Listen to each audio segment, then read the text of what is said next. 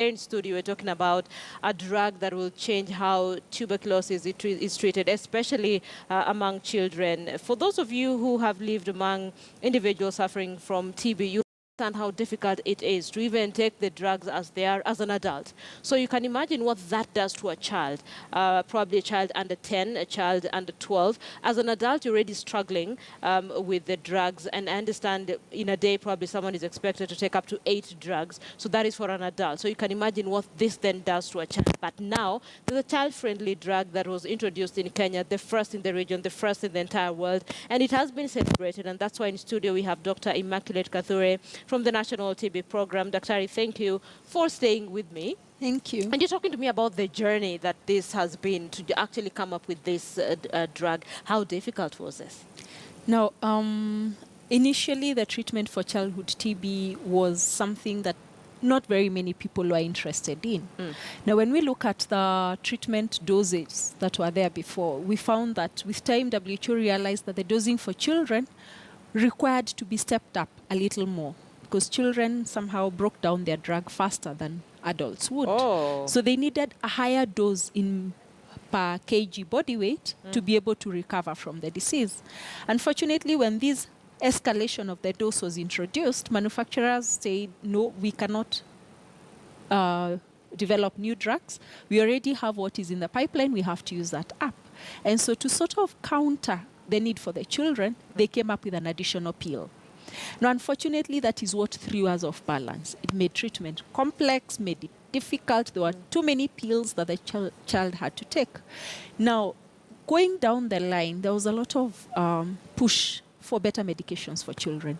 Everybody that actually worked with the children knew the daily struggles that these children had to go through. And so that is where United, through TB Alliance, actually came together and decided to support the manufacturers to be able to come up with this improved formulation to be able to make the treatment journey easier for our children. And for us as a country, we were waiting for it because we had been watching our children go through daily struggles for 6 months, and we knew anything that could make their lives better. So they take these drugs for 6 months? Yes, they 8 take the tablets in a day? For 6 long months. But of course, this now has changed. This has changed, though the treatment is still for 6 months.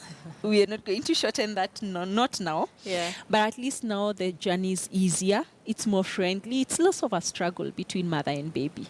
Yes. So probably we're likely to see more developments in the coming days? Yes, and one of the things that we're going to see in the coming days is a push for parents to now bring forth their children.